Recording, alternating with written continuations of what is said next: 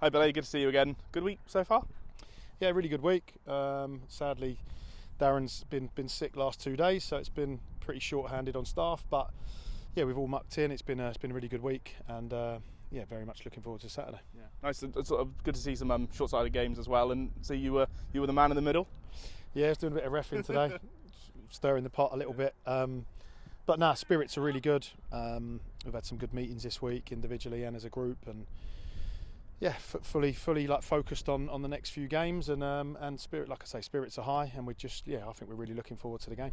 You mentioned being short-staffed. In terms of your players this week, saw JD kind of slightly hobbling. How's Loic and Joe Haig and the like? Yeah, JD was from the weekend. He obviously came on, and I thought he helped us sort of weather that storm we were dealing with 10 men, and he's taken a blow to the foot, so he's missed training all week. He had to have a few stitches in his wound, so he hasn't been out here. He just did a bit of running today, but I'm not sure if he'll be available for the weekend. He'll be touch and go. Loic's fine. He just had a knee injury like first week. Trained really well past 10 days or so he's doing well. And Joe Haig is still just obviously recovering from his ankle, so he's just in the gym a lot. I think he might be out here doing some running next week, which will be pleasing to see. And that's the only ones on the physio bed at the moment. Must be good to see Joe Haig out the boot though as well. Yeah, really good, really good. You can see his spirits lifted as soon as that boot came off. So yeah, we're really looking forward to seeing Joe back on the grass. And I've said it a few times, I feel like it'll be like a new signing when he gets amongst the group, and he'll add obvious qualities. So yeah, really happy to see him out of the boot, and hopefully we'll see him on the pitch soon. Yeah. Has JD had to get new pair of boots? You said it was slightly ripped on Saturday, didn't it? I don't know. I actually don't.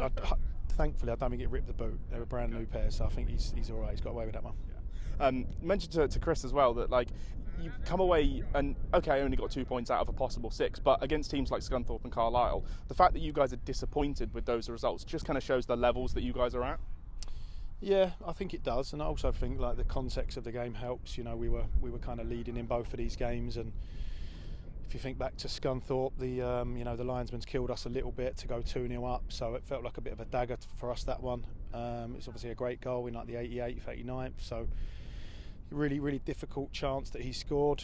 And then last week, yeah, like look, we do feel like both Joe's cards were yellows, so we're not disagreeing with that, but it's just again the context. I think at 1-0 there's a few chances or a couple of chances for us to get in the box and be more clinical. And once again, if that game goes 2-0 at home, you'd really fancy us to hold on. So yeah, a little bit of a kick in the teeth both of those games, but it could be worse. You know, we could be sitting here on 0 points.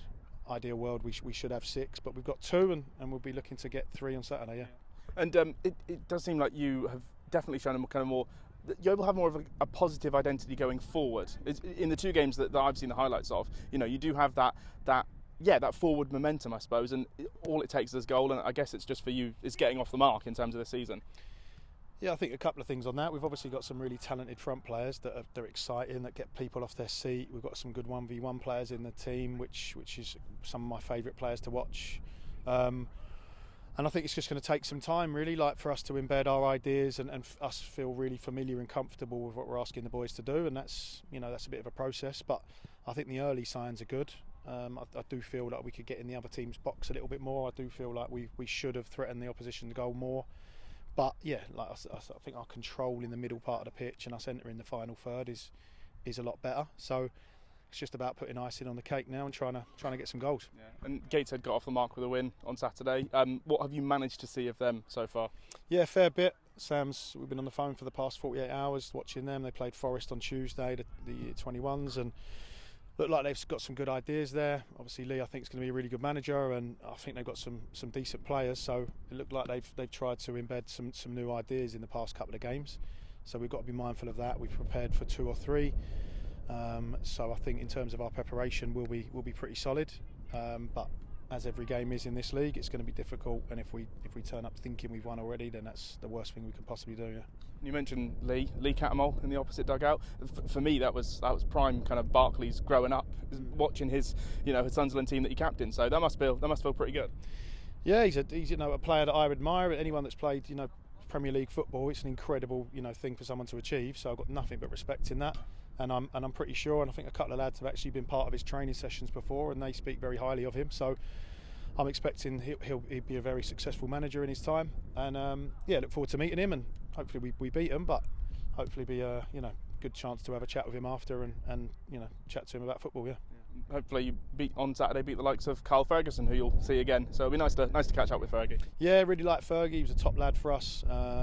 Yeah, really big fan of him. I had a few calls in the summer about managers asking about him, and gave him great character reference. I think he's a top lad, and it'll be good to see him. Yeah.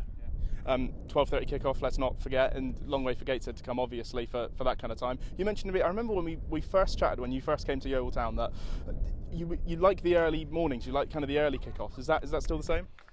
Yeah, I think all the boys do, really. Like, I think every week it might change, but every now and again, if you throw a 12:30 kick-off in, I think it's good. You get up early. There's not too much of that dead time. You're waiting around for kick-off. It's a little bit more like get straight to it.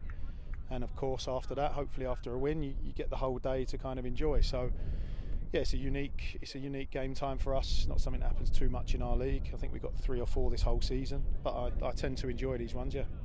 I don't want to sound like a broken record through the course of the start of the season, but you'll hear this a few times from me. Any more incomings and outgoings at all in terms of your team? No, not at the moment. I don't think.